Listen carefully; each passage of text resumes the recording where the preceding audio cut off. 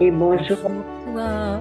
et bonjour à toutes les personnes qui nous rejoignaient, qui regardaient.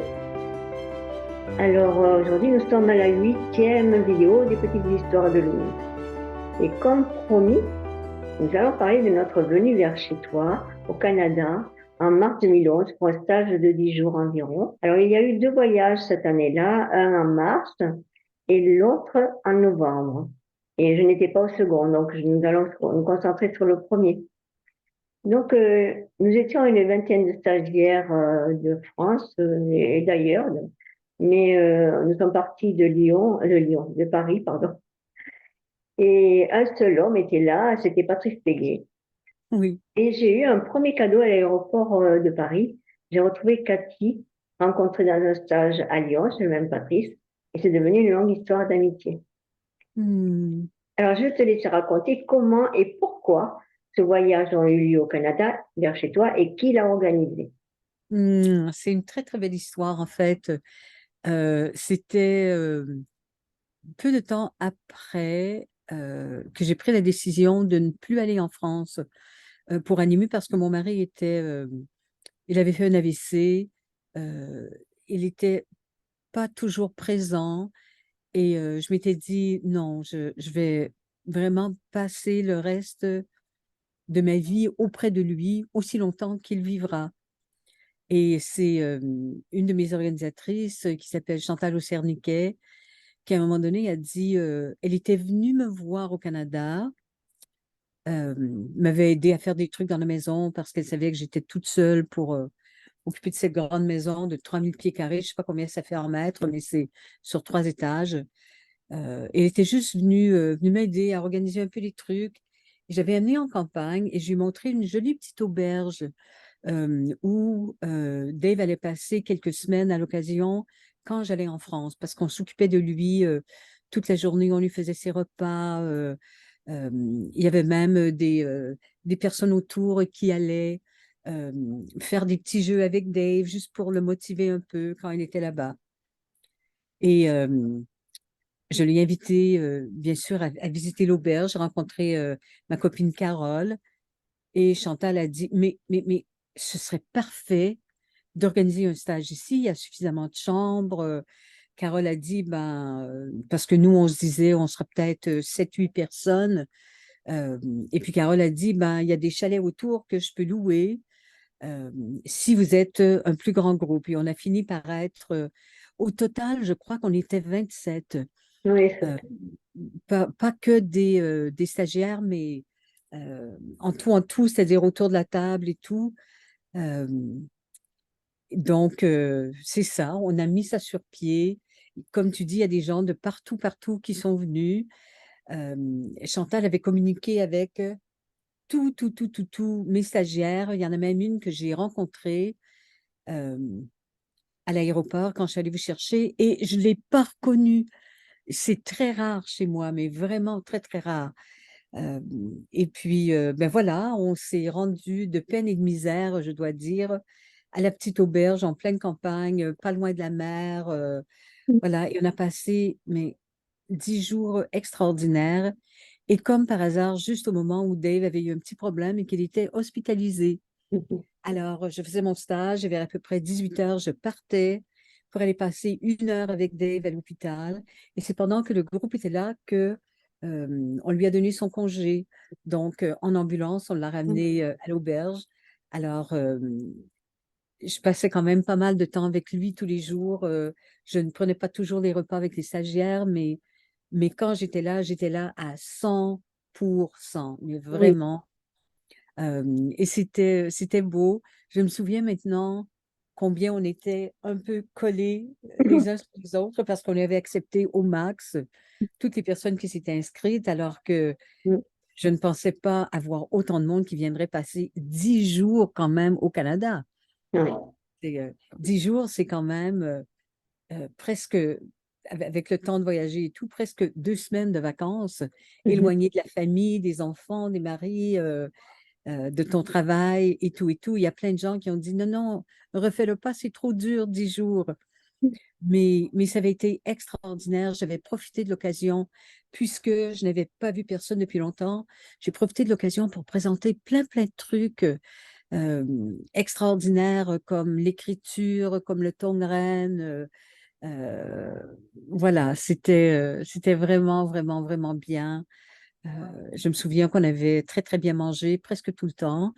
Euh, mais il faut dire que c'était en mars et on n'avait pas toujours des trucs frais. C'est le Canada. Euh, mais il s'est quand même passé quelque chose d'extraordinaire pendant ce voyage.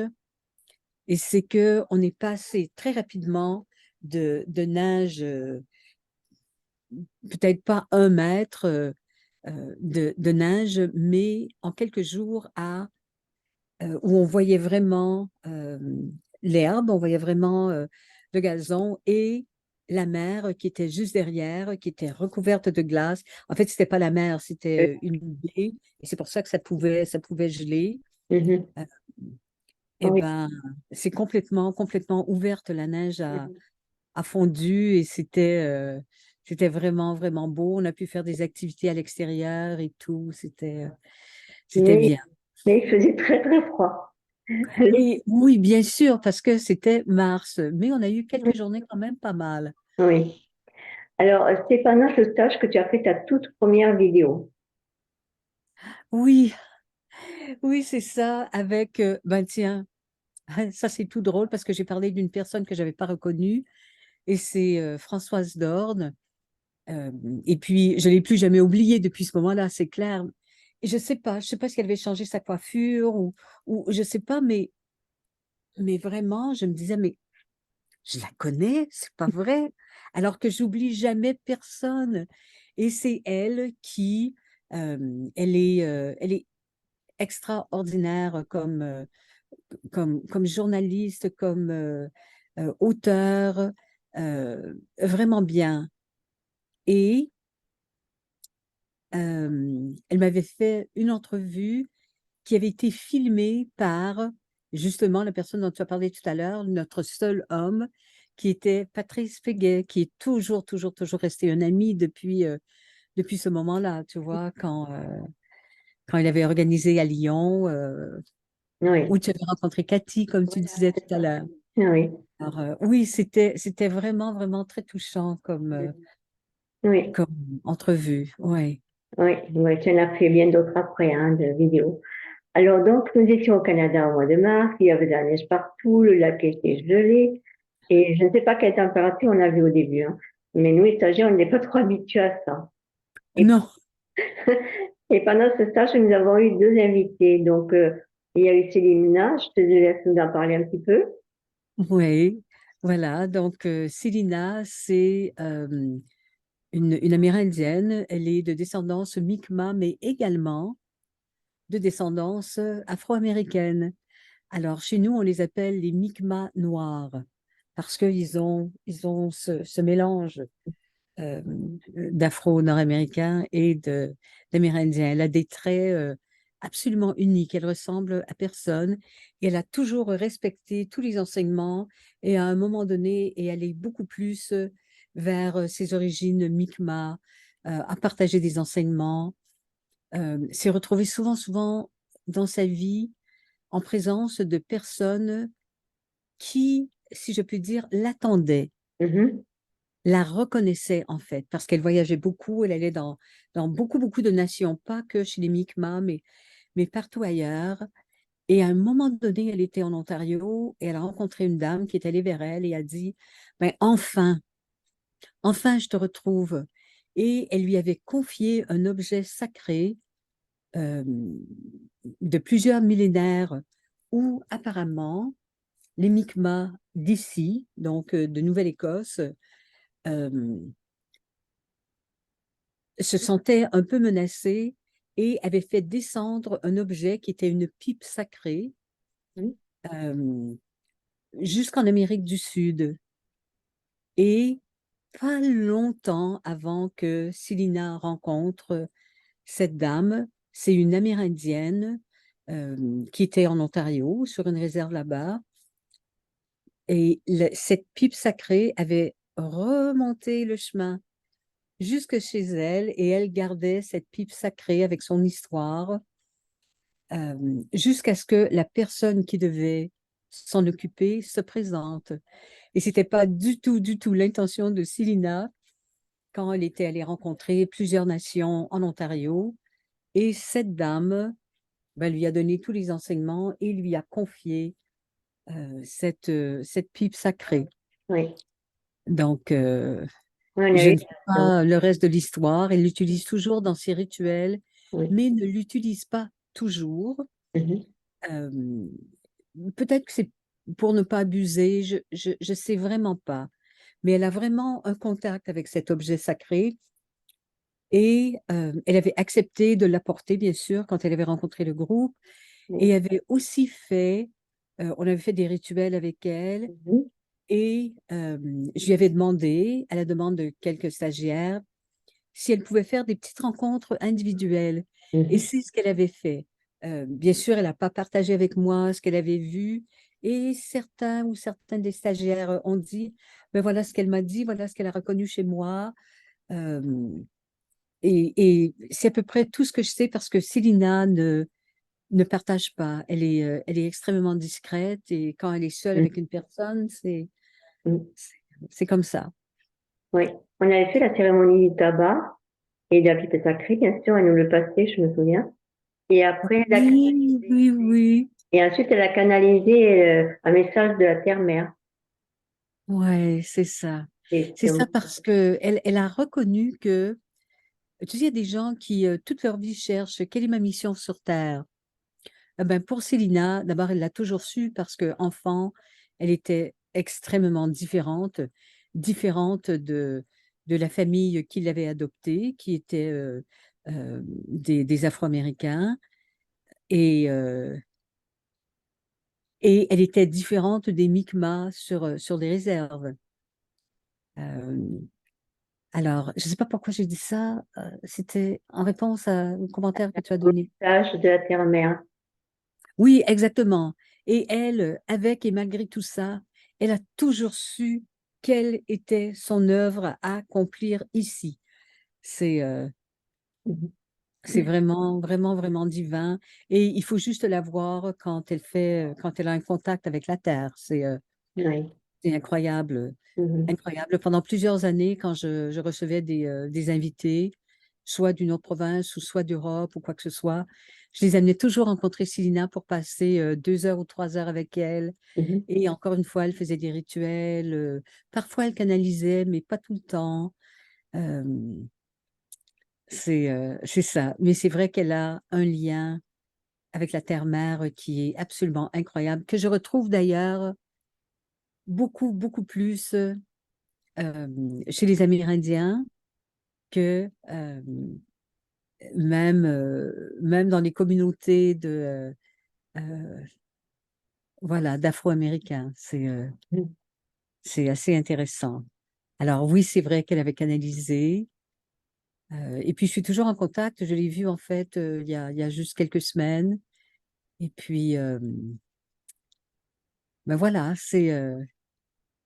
Mhm.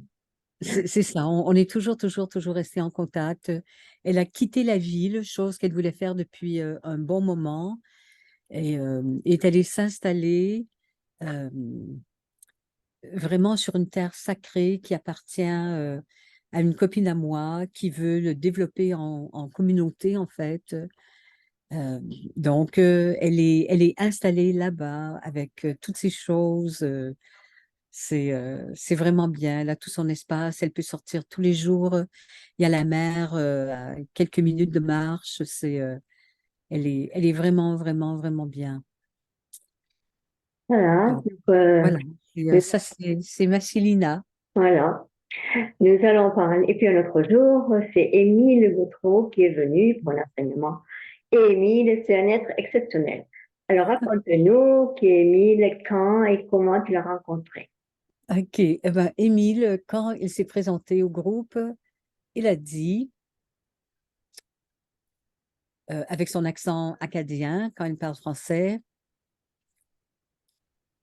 je suis fier d'être Mi'kmaq. Je suis fière d'être acadien. Je suis fière d'être canadien. Alors, c'est tout lui, c'est tout lui. Donc, j'ai jamais vraiment su exactement qui était acadien, et qui était Mi'kmaq ou qui était métisse, qui est déjà le mélange dans ses parents.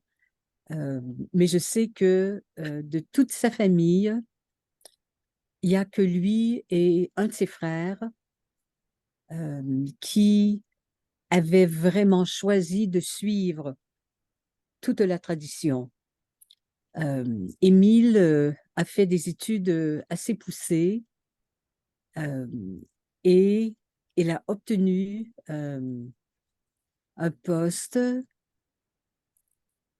avec le ministère des Affaires indiennes et du Nord.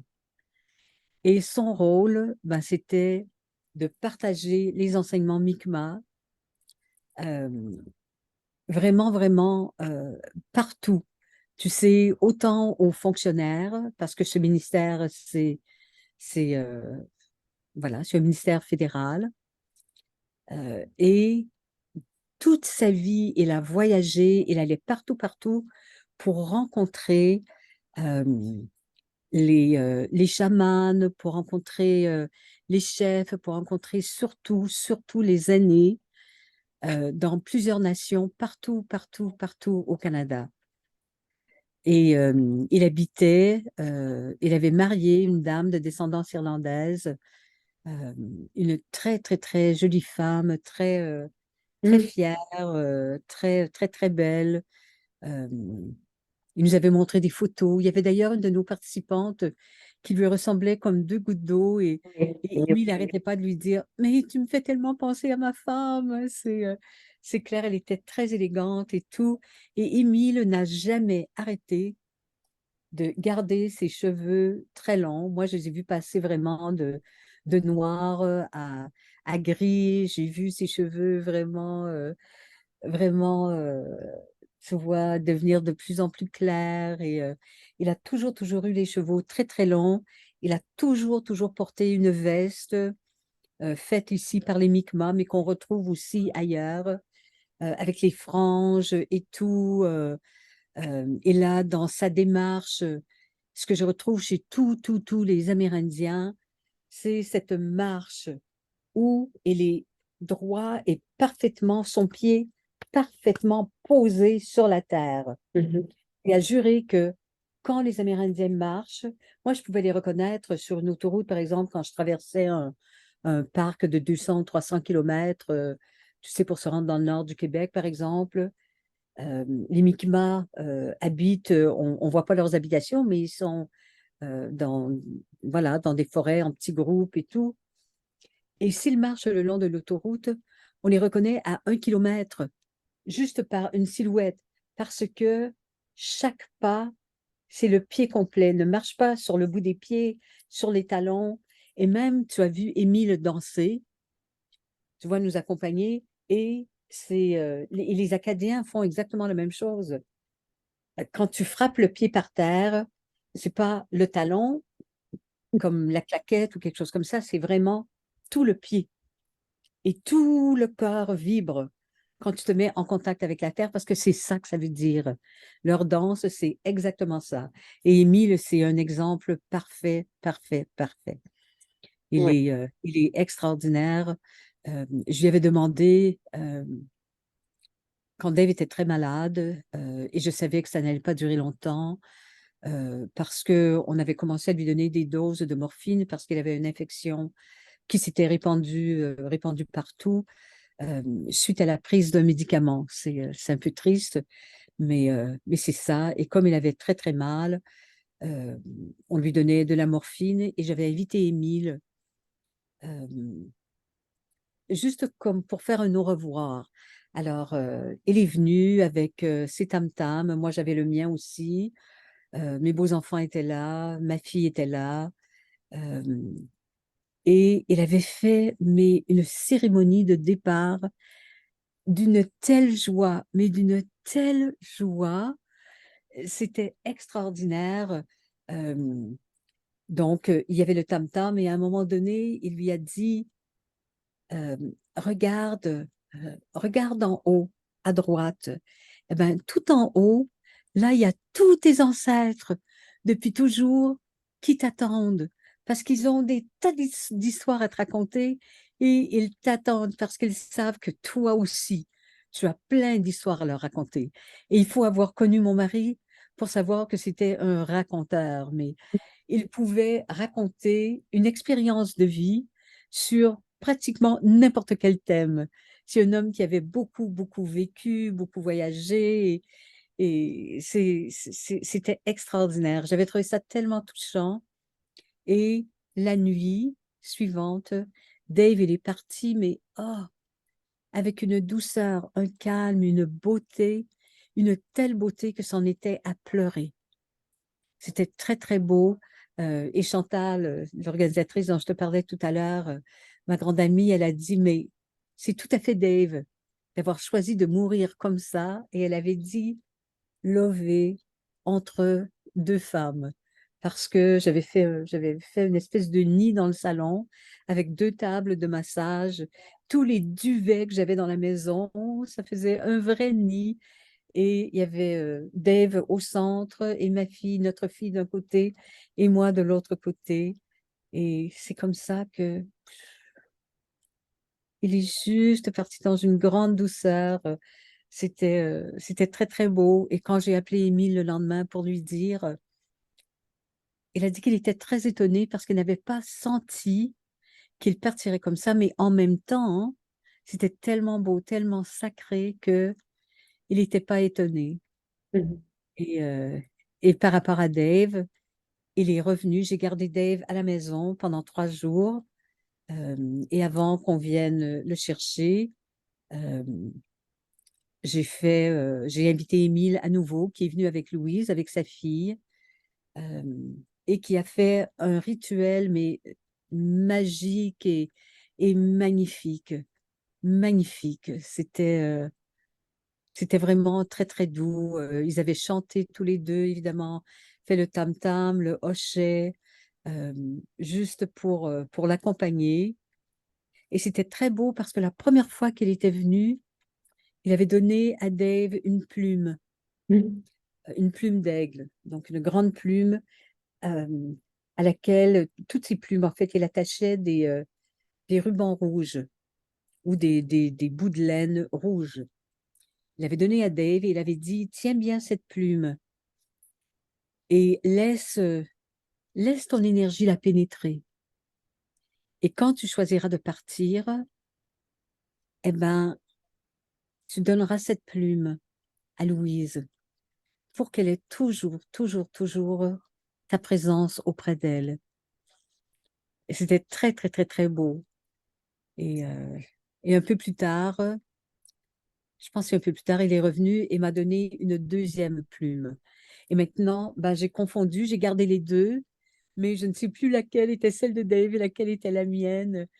Euh, mais je les ai toujours, toujours, toujours dans la maison, devant une fenêtre ou quelque chose comme ça. Alors c'est vrai que c'est rempli toujours de l'énergie, de la mémoire, des souvenirs de Dave, de ses histoires, de tout ça. Alors c'est vraiment un homme sacré qui a fait beaucoup, beaucoup, beaucoup de choses, beaucoup de rituels. Et je pense qu'on est allé le voir avec toi aussi quand tu étais Oui, venu au Canada. oui. On en parlera tout à l'heure. Euh, OK. c'est dur de repartir avec ce que tu as raconté là. Alors, je vais y aller tout doucement. Donc, tu sais, sa voix, elle est délicieuse, hein. Ah Comme oui, ça, donc, complètement. comme tu l'as montré tout à l'heure, il roule les airs, mais il dit un mot, tout, autrement que nous. Comment il dit tout? Ah, je me rappelle. Toutes, Tut, toutes, tut, hein, toutes. ouais. Alors, Tut, toutes. tut, tut, tut. C'est un accent qui est assez difficile à copier, même si c'était l'accent de ma grand-mère, mais Mhm. euh, Ouais. tut, Alors, oui, c'est toutes, il me semble. Et ouais. c'est assez amusant, ça aussi. Alors, tu nous avais raconté que lorsqu'on allait chez lui et que quelque chose nous plaisait, on pouvait le prendre, même si c'était un cadeau de quelqu'un d'autre. Oui, c'est vrai parce que euh, m'avait toujours dit, quand il avait accepté de venir, il avait dit, j'avais dit, mais combien tu demanderais pour ta présence pour la journée? Il a dit, ah non, non, non, non. Moi, je veux absolument pas d'argent. Je ne vendrai jamais ma spiritualité. Ça m'avait beaucoup, beaucoup touchée. Mais comme il était venu avec sa fille, j'avais demandé une contribution pour sa fille et Émile avait accepté. Parce qu'elle a dit, elle aussi, elle comprend, mais c'est quand même la maman de plusieurs enfants. Tu vois, elle a sa maison à payer, voilà, donc elle vit beaucoup plus que moi dans cet univers. C'est pas parce qu'elle n'est pas spirituelle, mais elle avait accepté avec grande joie, évidemment. Alors, ce que j'avais dit à tout le monde, c'est, si vous avez envie, apportez un petit cadeau pour Émile. Quelque chose pas nécessairement quelque chose qui vous est cher, mais ce serait encore mieux si c'était quelque chose qui vous est cher. Euh, et ça continue sa vie avec Émile. Et puis, bien sûr, je ne sais pas si je l'avais dit avant, mais il ne faut pas être offensé si Émile l'offre à quelqu'un d'autre. Et j'ai su qu'il l'avait fait. Et il y avait eu de très, très beaux cadeaux, beaucoup, beaucoup de savonnettes, euh, tu sais, de Provence, par exemple, à la lavande et tout. Il y avait des bougies, il y avait des petites statuettes. Il avait reçu un petit Bouddha de Patrice, entre autres. Et c'était vraiment, vraiment très, très, très, très beau. Et puis, chez lui, il avait mis ça comme sur un petit hôtel. Et quand les gens allaient le voir, parce qu'il nous faisait du thé du Labrador, et puis, on pouvait entrer n'importe quand. On frappait à la porte. S'il était là, il ouvrait la porte. S'il n'était pas là, ben, on savait que c'était pas le moment, mais on n'avait pas besoin de faire de rendez-vous ou quoi que ce soit pour aller le voir. Et on pouvait même entrer dans son jardin en autant qu'on respecte une petite demande avant d'entrer dans le jardin. Je te dirai ça tout à l'heure. Et ben voilà, on entrait chez lui si on trouvait quelque chose de joli. Il nous disait, mais c'est à toi. Et si c'est quelque chose, un objet auquel il tenait un peu, il ne le disait jamais, mais si il revenait chez la personne, eh ben, c'était OK pour lui de le reprendre, sans même penser que c'était le reprendre, mais ouais, c'est joli, il y a plein d'énergie là-dedans, et c'est OK. Et c'est comme ça chez les Mhm. Amérindiens. C'est comme ça, tout simplement. Donc, le concept, j'ai trouvé exactement la même chose en fait au Costa Rica. Mhm. Avec un petit truc un peu différent, où c'est que si tu as un objet sur ton terrain et que tu ne l'utilises pas, ben, ça sert à quoi? Alors, les gens peuvent le prendre et l'utiliser. Et si tu découvres qu'il l'a pris, c'est OK pour toi de retourner le chercher. Tu vois, les gens ne vont pas le chercher pour le revendre, ils le prennent parce qu'ils en ont besoin. Mhm. C'est Ah oui. c'est clair. Alors, avec Émile, c'était comme ça. Et je me souviens que je l'avais croisé à un moment donné dans une boutique. Et il y a une dame qui est arrivée en disant, Émile, Émile, merci, merci de ces petites savonnettes, mais c'est extraordinaire. Le parfum de lavande, c'est incroyable. Et là, Émile s'était mis à rire et avait dit, ben, c'est une stagiaire de cette femme qui, je sais, qui m'avait invité et qui me l'avait offert. Et ça venait de la lavande de Provence, tu vois. Oui. C'est clair. Alors, voilà, c'est juste une des choses qu'il fait. Oui. Voilà. Et Oui. je sais pas, vas-y, qu'est-ce que tu voulais demander? Tu te souviens que pendant la journée, une journée, enfin la journée, puisqu'il est venu qu'une journée, nous avons écouté son enseignement, il avait amené un bâton de parole, et à la fin de nos échanges, et une stagiaire l'a reçu en cadeau. Et est-ce que tu peux expliquer à quoi sert un bâton de parole? C'est de toute beauté. C'est drôle parce que je me souviens, en fait, je ne vais pas te dire parce que c'est un petit peu, c'est un peu intime, mais une personne qui avait le bâton de parole, l'accompagnement qu'il a fait, c'était d'une beauté, mais d'une beauté extraordinaire et d'un bon sens. C'était tellement terre à terre. Alors, le bâton de parole, c'est ça, c'est que seule la personne qui choisit d'aller chercher le bâton de parole peut parler. Mais dans un cercle de parole comme ça, ce n'est jamais pour faire une intervention dans le sens que ça pourrait critiquer ce qu'une autre personne a dit. C'est simplement le bâton de parole où tu apportes un partage autant que possible de manière à enrichir la vie des autres. Et dans un cercle, avant que tout le monde qui le désire ait choisi de prendre le bâton de parole et apporter sa contribution, son partage, tu ne fais pas deux interventions. C'est très, très bien. Et c'est quelque chose de très ancien, mais qui a été un peu oublié dans la plupart des nations amérindiennes. Et à un moment donné, ça a été repris. Je crois que c'était dans les années 60. C'est pas si récent que ça.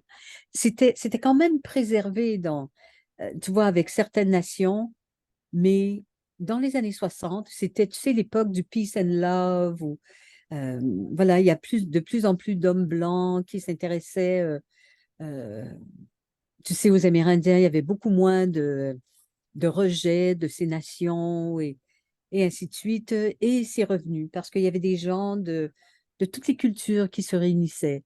Et ça a été adopté, évidemment, le bâton de parole par beaucoup, beaucoup, beaucoup de cercles. Mhm. C'est vraiment, vraiment, vraiment génial. Et tu fais un peu la même chose dans tes groupes.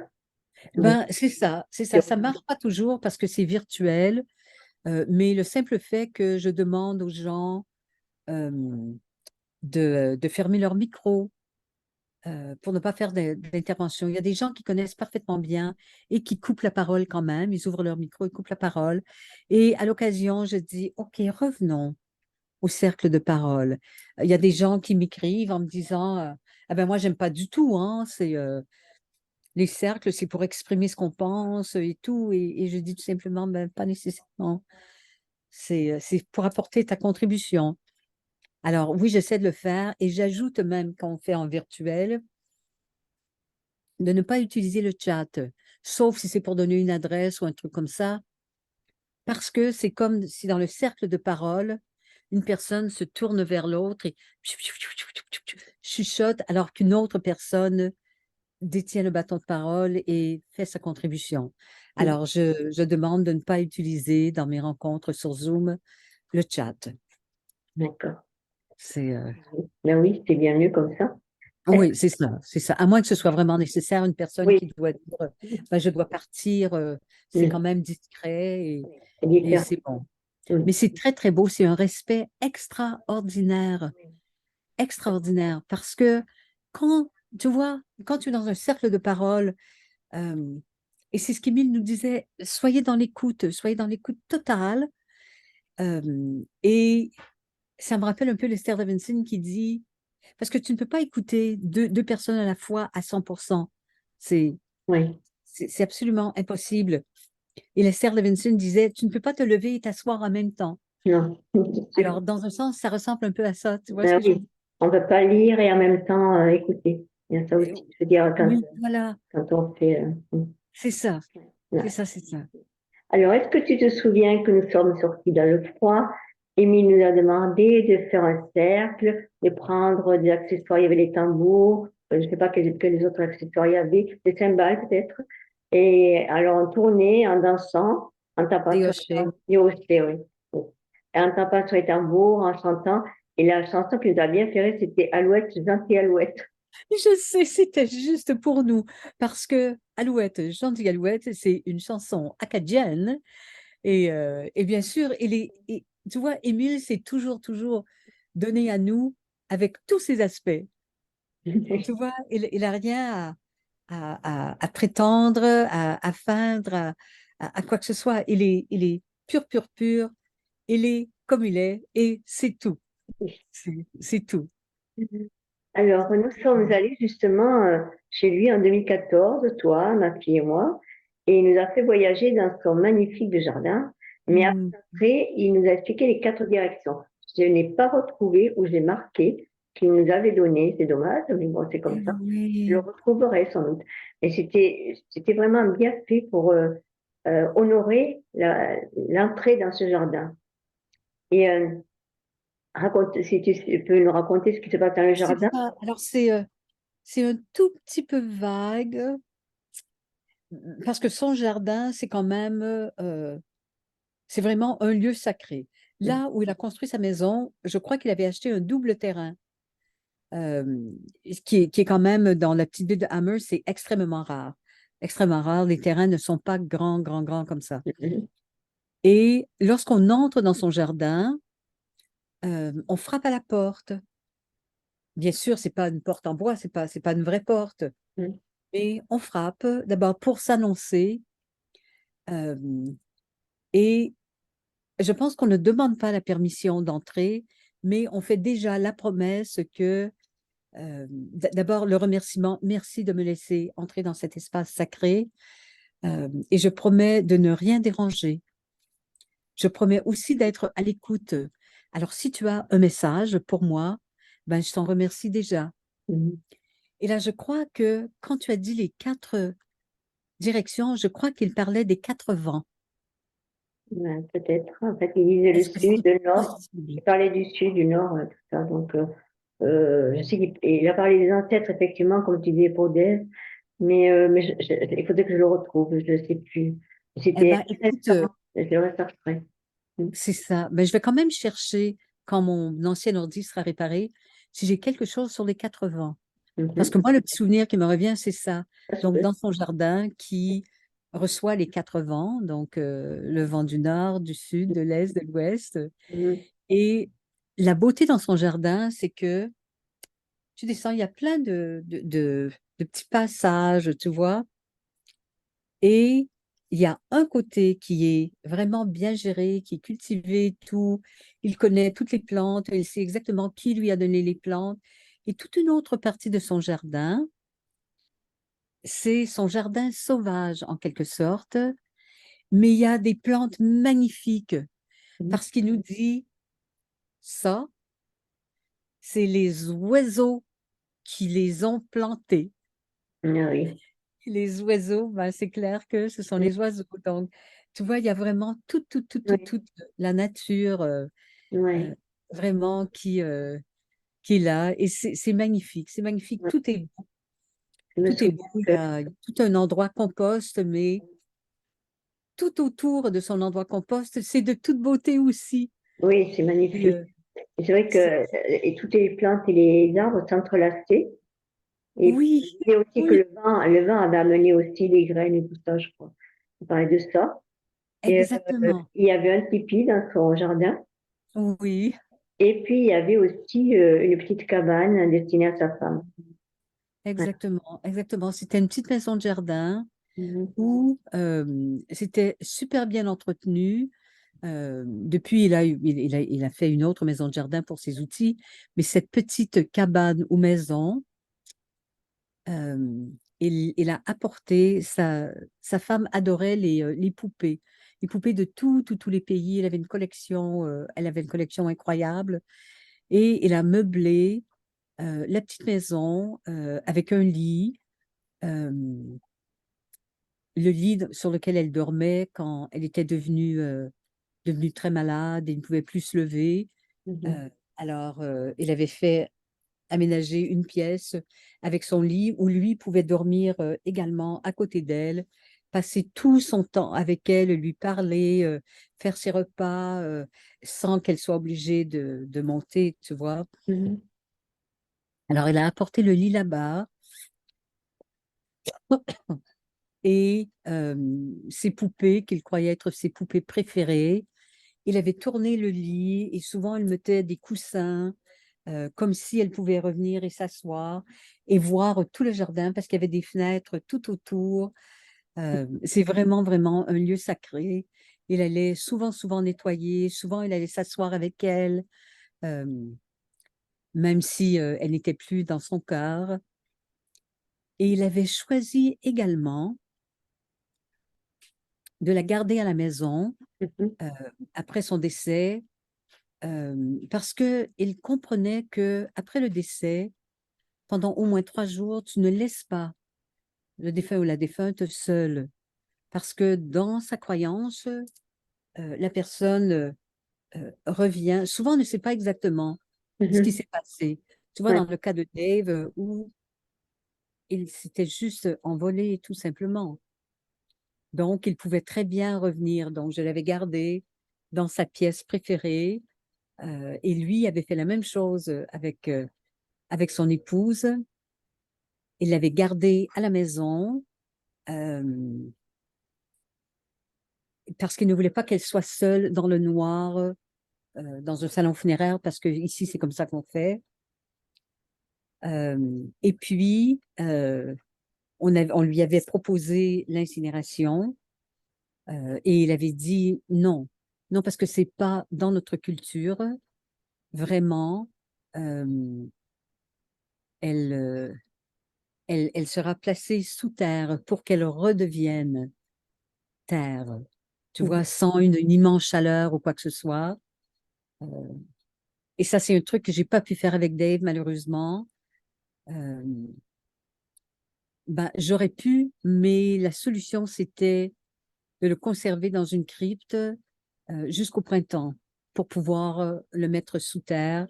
Et comme Dave détestait le froid, je me suis dit, ben non, je ne vais pas le placer. Des cercueils empilés, tu sais, Ouais. c'est clair. Mais le fait de garder une personne près de toi pendant 3 jours après, sans toucher, sans déranger, quoi que ce soit, pour ne pas créer de choc, c'était extraordinaire, vraiment, vraiment extraordinaire. Et, euh, et voilà, donc ça c'est l'histoire de la petite maison d'Émile qui est très jolie, merveilleusement bien entretenue, toujours propre, propre, propre. C'est absolument divin, exactement comme elle aimait. Ah oui. Oui, oui, oui, oui. Ouais. Lorsque nous l'avons rencontré, il allait partir, il attendait sa fille adoptive, il allait aller dans une tournée pour 3 mois. Et est-ce que tu peux raconter quelle était sa destination et son œuvre? Eh bien, son choix, c'était qu'avec Louise, il circulait en voiture et il n'y avait pas de plan préconçu, ils ne savaient pas où ils allaient dormir ou quoi que ce soit. Ils avaient simplement une tente.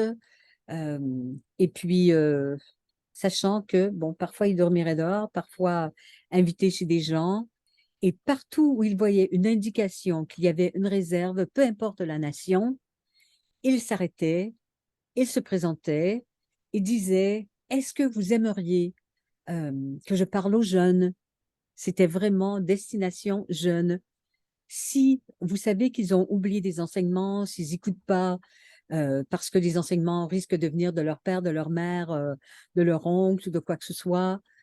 euh, et presque partout où ils s'arrêtaient pendant 3 mois, bien sûr, on allait tout de suite, on appelait les enfants, et c'est ça, ils leur enseignaient des chants, ils leur demandaient, ben, avec votre nation, vous faites quoi par rapport à ça, par rapport à la terre, par rapport au changement des saisons? Et donc, il a appris beaucoup, beaucoup, beaucoup. Il a aussi partagé beaucoup. Euh, je pense qu'il a dû partout, partout laisser des cadeaux. Peut-être les cadeaux qu'il avait eus d'une nation qu'il laissait à une autre nation. Mais c'était très beau. Ils ont fait des rencontres extraordinaires. Ils n'ont jamais essuyé de rejet de qui que ce soit. Jamais, jamais. Contrairement à Célina, où elle est allée avec certaines nations, où malheureusement, il y avait peut-être une forme de jugement. C'était qui cette espèce de Mi'kmaq noir qui se prétendait amérindienne ou quelque chose comme ça? Tu vois ce que je veux dire? Alors qu'Émile, c'est tellement évident de toute manière, tu n'avais qu'à le regarder. Oui. Et, et Louise aussi, Mhm. c'est clair. Et un père avec sa fille qui, tu sais, qui voyage comme ça. Mhm. Incroyable. Alors, ils n'ont jamais manqué de rien. Ils ont fait le voyage. Par moment, ils choisissaient quand même de dormir à l'extérieur. Ils s'installaient dans un champ et tout. Mhm. Émile avait pas loin de 80 quand même Oui. quand il a fait ce long voyage. Et quand il est revenu, après quelques mois, il avait pas repris les forces. Oui. Et je crois que pour une première fois dans sa vie, il a pris des antibiotiques parce il avait pris froid. Et Mhm. puis, il en est très vite sorti, tu vois, avec, je sais pas, c'était 10 jours d'antibiotiques, chose que Émile n'aurait jamais fait de sa vie, mais il l'a fait pour cette fois et puis il a repris vraiment vraiment ses forces. Et à l'occasion, je l'ai revu dans d'autres rituels. J'habite plus dans la même ville. Mhm. Mais voilà. Alors, moi, je dirais que pour moi, Émile, c'est un être hors du commun et on ne Mhm. peut pas ne pas l'aimer. C'est clair. Voilà, et donc, on pourra trouver sur mon site un écrit sur Émile que j'avais fait il y a bien longtemps, avec une petite vidéo de lui, une très courte, hein. Donc, je mettrai les Mhm. détails en bas de la vidéo. Alors, Ouais. moi, je remercie très fort Chantal de nous avoir permis de vivre ce moment joyeux dans ton univers, Louise. Et je te Mhm. remercie aussi tout le groupe chaleureux avec qui nous avons bien œuvré toutes nos émotions. Tout à fait, tout à fait. C'est vrai que c'était bien, bien, bien. C'était pas toujours drôle, c'était pas toujours de grand confort, mais et Oh, surtout par rapport à l'hiver. Je sais pas si tu te souviens, mais on a une personne qui était venue des îles mhm. et qui n'avait jamais vu de neige de sa vie. Oui, oui, oui, je me souviens. C'était Mhm. vraiment, vraiment très, très beau. Elle nous avait fait chanter un Oui, petit air de chez elle au point où à l'aéroport, au retour, euh, on était venu nous dire, mais arrêtez de chanter ce petit air de joie parce qu'on riait, on rigolait, c'était pure joie. Oui, c'était, c'était un beau groupe. oui, c'est Mhm. un bon coup. Et au retour, enfin, moi, j'ai eu beaucoup de problèmes avec une valise et mes tickets, en fait, à l'aéroport. Mais bon, ça, c'est encore autre chose. Mais dans l'avion, avec Cathy, on faisait de l'EFT. Et puis, on faisait toutes les deux, là, on était partis, tu vois. Enfin, c'était tout nouveau, tout ça. Enfin, tout nouveau, non, on connaissait plus longtemps. Donc, on faisait ça. Et une personne s'était levée et nous était venue nous voir. Elle dit, mais vous faites quoi? Alors, on lui explique que c'est revenu de chez Louise Gervais. Elle dit, mais je la connais. Tu vois, alors qu'on partait quand même vers Oui, vers la l'Europe. France, là. Donc, voilà, elle te connaissait, tu vois. Enfin, les petites anecdotes qui sont curieuses quand même. Donc, on va continuer en quittant Émile, à regret. Eh oui, Mais mon cher Émile. on va aller voir Vimala Rogers et son interview en 2009, tu l'as connu, il me semble. Oui, je crois que c'est ça. C'est un moment où, oui, tu vois, je ne voyageais déjà plus et Dave était malade à la période de Noël, donc je n'avais pas vu mes petits-enfants et il était assez bien au printemps, donc j'avais décidé d'aller dans la ville où habitaient mes enfants et mes petits-enfants en louant, euh, tu sais, une espèce de suite où il y avait une cuisine, un salon et tout, pour fêter Noël avec tout le monde là-bas. Et ma fille avait préparé plein, plein, plein de plats extraordinaires. Alors, on a fêté notre Noël au mois de mai. Et j'étais allée pour ma petite fille qui adorait écrire. euh, J'avais vu dans des livres en solde parce qu'ils avaient fait le stock à Noël et au printemps, ben, ce qui n'était pas vendu, ils devaient le retourner, mais ils faisaient en solde. C'était un livre, un boîtier en fait, d'une couleur, mais un orangé qui faisait presque roux. Tu vois ce que je veux dire? Et c'était la couleur exacte des cheveux de ma petite fille, que tu connais d'ailleurs. Alors, je suis tout de suite allée comme ça, le voir, et ça disait, euh, j'ai oublié le titre maintenant, c'est trop fou. En fait, ça parlait de l'écriture. Ah, transformez votre écriture, transformez votre vie. Oui, Change your handwriting, change your life. Et je l'avais acheté juste par la couleur. Et je me disais, mais comme elle écrit beaucoup, elle écrivait toujours, toujours à la main plutôt qu'à la machine à écrire. Alors, j'avais dit, mais il y a peut-être quelque chose pour elle. Et je la porte à la maison. Le boîtier était bien emballé et tout. Et j'ai vu quelques exemples de lettres. Et j'ai vu la lettre G, qui est l'initiale de mon nom de famille.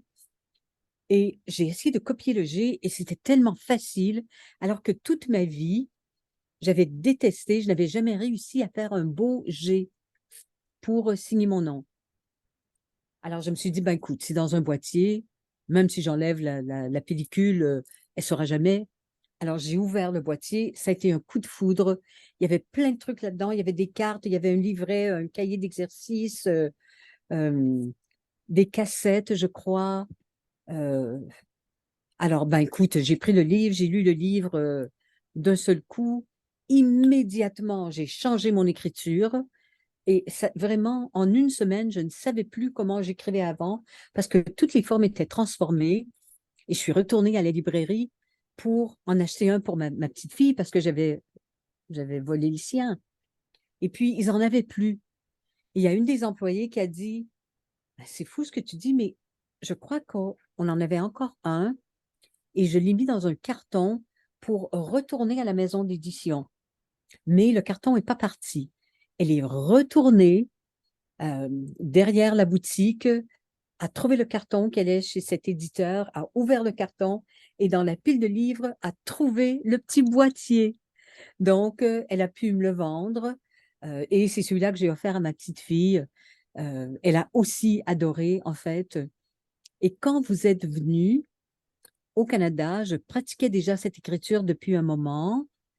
J'avais peut-être déjà commencé à faire des accompagnements sur 3 ans, je ne sais pas, mais Euh, après, peut-être pas. après, après. Que j'avais fait des accompagnements sur trois Voilà. ans? OK, Oui, oui, parce qu'on ne le connaissait pas du tout. Et après, moi, c'est ça. j'ai fait un accompagnement, je sais pas, sur 3 ans, mais un an au moins. Exactement, exactement. Et puis, je pense qu'à ce moment-là, j'avais essayé d'avoir Vimala en ligne sur Skype et ça n'avait pas marché. C'est ça? Alors ça doit être au deuxième, hein, parce que moi, Oui, bah c'est ça. Au je- deuxième, ça avait fonctionné, mais j'avais voulu le faire la première fois. Et c'est là où j'avais fait. C'est ça, c'est quand vous êtes venu au Canada que j'avais présenté l'écriture, Oui, pas vrai? oui, C'est ça, c'est ça. oui. Ah oui. Oui. Et je Ah, ne sais pas si je vous avais donné des exemples, je ne me rappelle plus vraiment, parce que l'écriture a pris tellement, tellement, tellement d'importance dans ma vie depuis que, mhm. voilà, Eh bien, tu peux donner un exemple pour toi, par exemple. ben, Euh, exactement, ma de- lettre, tu vois ce que Vimala expliquait, elle changeait toutes les formes pour que, d'abord, toutes les lettres euh, soient fermées à gauche, de manière à ne pas transporter dans ton écriture, parce que notre écriture romaine va vers l'avant et on avait la croyance que à gauche, quand tu écris dans le dos, c'est le passé, devant, tu avances et notre écriture, elle avance. Donc, toutes ces lettres avaient des formes transformées de manière à ce qu'il n'y ait pas de place pour faire comme un sac à dos, tu sais, pour apporter des trucs du passé. Euh, toutes les lettres bien ouvertes vers l'avant ou avec un élan vers l'avant pour avancer avec les caractères ou les qualités qu'elle avait données aux lettres. Elle s'était beaucoup, beaucoup inspirée de l'histoire de l'écriture.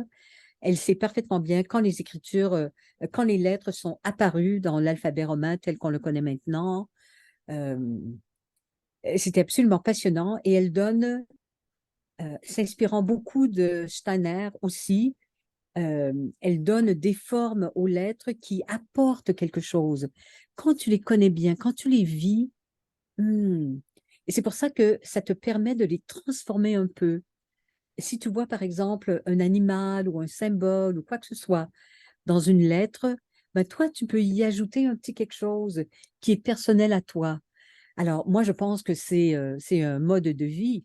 Il y a des gens qui, en découvrant ça au Canada, ont été accompagnés à plusieurs reprises oui. et étudient encore les lettres.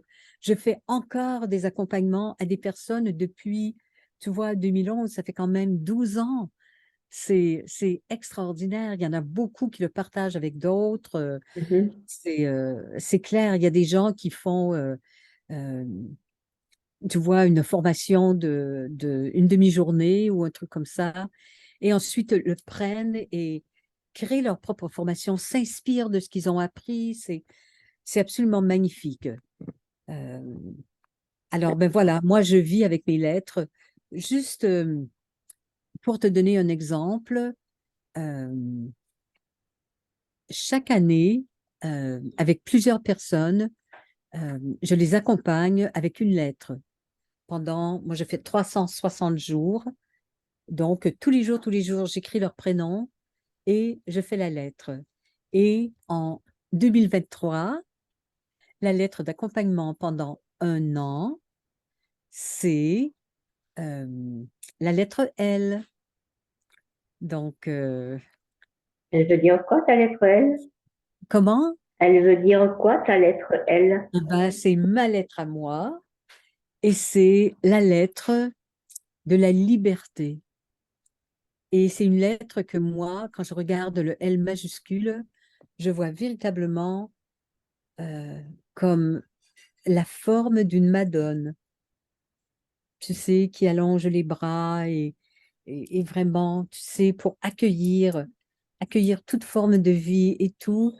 Et le L minuscule, euh, je fais, tu sais, elle est un peu comme une plume en fait, cette forme. Mhm. Et le centre, c'est comme un contenant de liberté. Ah oui. Alors, c'est avec ça que j'avance dans la vie. Et c'est le cadeau que j'offre euh, voilà, à toutes les personnes que j'aime, toute ma famille, toutes les personnes que j'accompagne, ainsi que tous les stagiaires dans tous mes groupes de Zoom que je fais.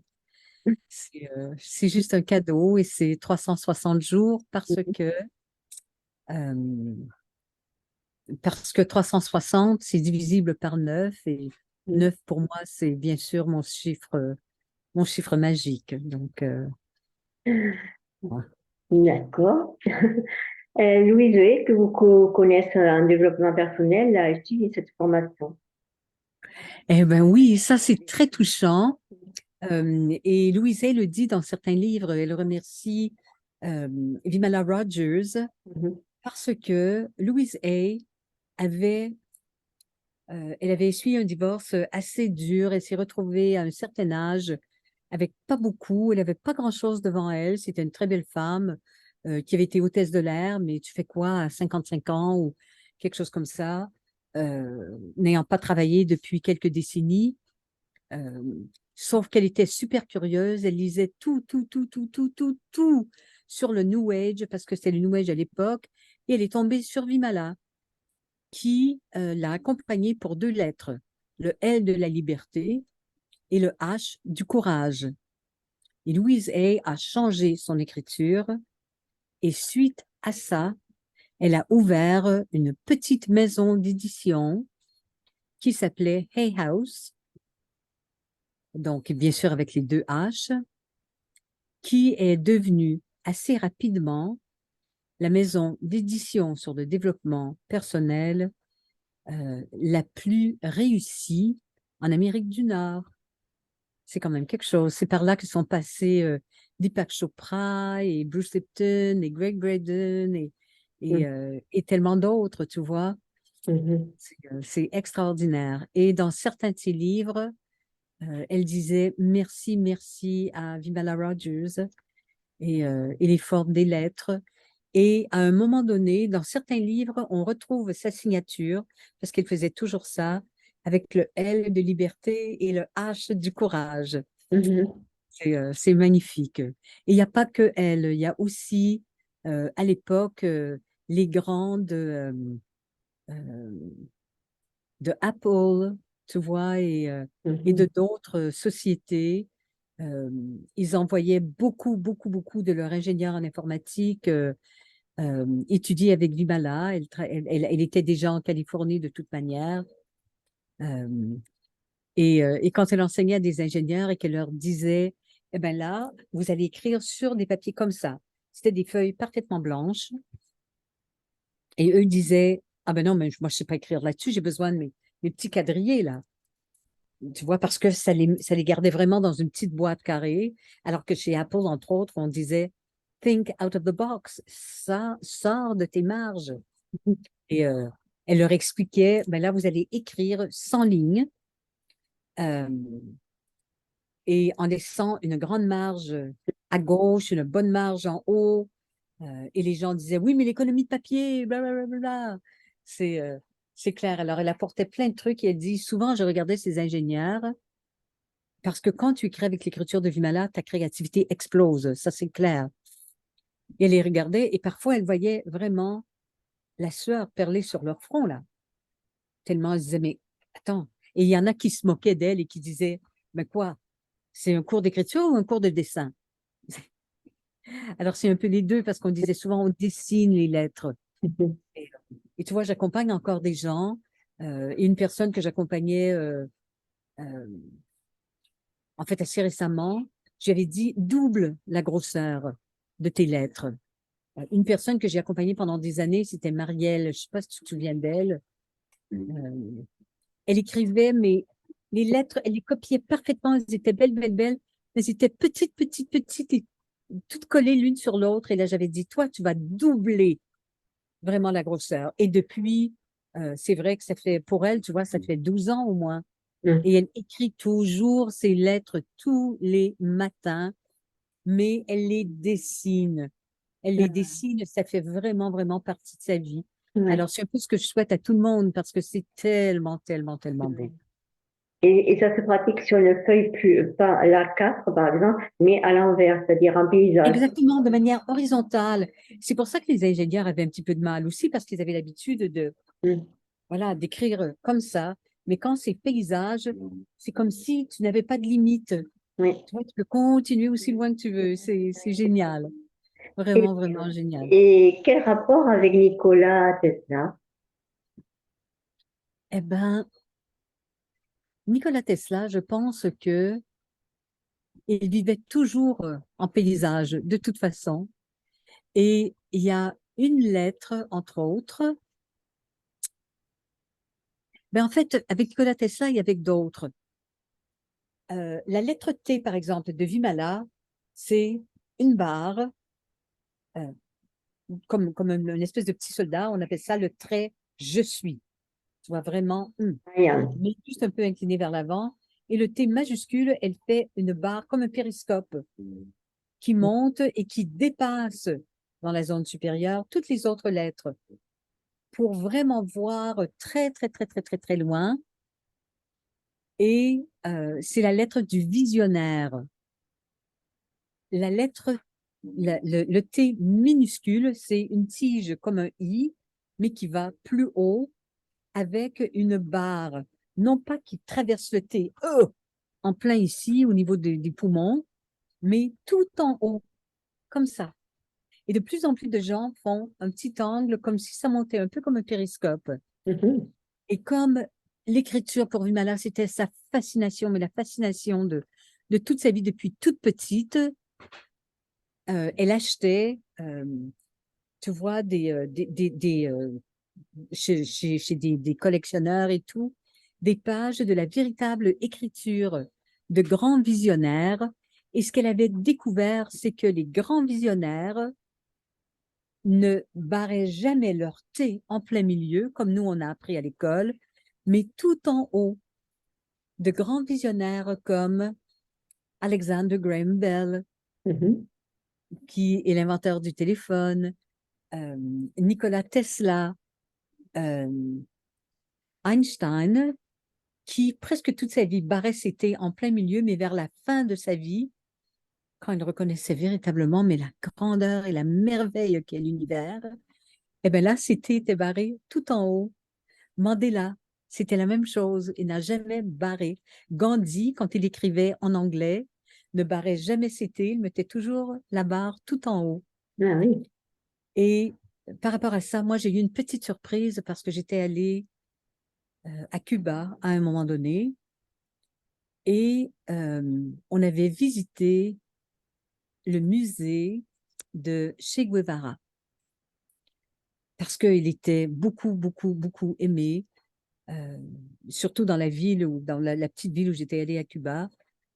Et il y avait des pages de son écriture quand il faisait ses études en médecine. Et je regardais son écriture et non seulement j'ai remarqué que tout c'était, il les barrait tout en haut, mais il avait très peu de lettres ouvertes vers le passé. Il avait adopté sans savoir beaucoup, beaucoup de formes. Et je regardais les lettres et tout le groupe avec lequel j'étais était parti et je me suis rendu compte que je pleurais. Ah. Et il y a une gardienne du musée qui est venue vers moi et elle m'a dit en anglais, parce qu'elle savait que j'étais avec un groupe canadien, et elle a dit, mais est-ce que ça va? Et j'ai regardé et j'ai dit, mais c'est que je lis l'écriture, les formes de l'écriture, et je vois toute la spiritualité. Je ne pouvais pas lire ce qu'il écrivait parce que c'était en espagnol, mais la forme des lettres était la même. Et j'ai dit, mais c'était un homme tellement, tellement spirituel. Elle est restée avec moi pendant peut-être 1 minute et elle aussi, elle laissait couler ses larmes. Et après, elle m'a dit, ben là, ton groupe, il est complètement à l'autre coin du musée, alors tu peux aller les rejoindre. Parce que j'aurais peut-être passé le reste de ma vie à Cuba devant ça pour regarder l'écriture de Che Guevara, tu vois. C'était de toute beauté. Alors, peu importe le jugement qu'on porte envers quelqu'un, quand on regarde leur écriture, qu'est-ce qu'on peut voir de belles choses? Et je ne l'ai jamais dit à Vimala parce que elle, Cuba, c'était non, non, non, non, non. Tu vois, c'était vraiment l'ennemi, c'est tout, puisqu'elle était en Amérique. Donc, c'est clair. Mais les formes de ces lettres, et tu vois, ce thé, Vimala l'avait su en inspiration, que tu ne barrais pas ton thé. Parce que c'est un peu comme si tu enlevais toute la force de ta vision, tu vois. Alors, si les personnes qui écoutent, vous commencez juste à ne plus barrer vos thés en plein milieu, tu sais, souvent en retournant en quoi que ce soit, mais si vous le faites tout en haut, eh ben, voyez votre vision, combien elle va se transformer. C'est super, vraiment, vraiment super. Et tu sais, pour cette femme, Vimala Rogers, c'est quand même euh, sa mission de vie, hein, c'est pas autre chose que ça. Elle fait ça depuis qu'elle a appris à écrire. C'est sa passion. Elle a fait un bachelor's degree, master's degree, un PhD, doctorat, toujours, toujours sur le sacré de l'écriture. C'est Oui. quand même quelque chose, hein. Elle est venue juste pour ça, juste pour ça. Alors, Ouais. c'est de toute beauté, de toute beauté. Ouais. Oui. Alors, nous allons nous arrêter ici pour cette 8e Hmm. vidéo et nous nous retrouverons la semaine prochaine. Donc, merci Louise pour ce petit beau moment de souvenir. Et est-ce que tu Hmm. as quelque chose à nous rajouter? Eh ben, même si ce n'est qu'une chose, on a parlé de choses vraiment divines, des mille, de tout ça, mais par rapport à l'écriture, juste ce que je vous ai dit sur le thé, pensez à ça, pensez à vision, qui est finalement exactement la même chose que notre raison d'être. Oui. Alors voilà, c'est ça. Bon, et j'ajouterai, n'oubliez pas que tout est déjà là. Bye bye. Bisous, bisous.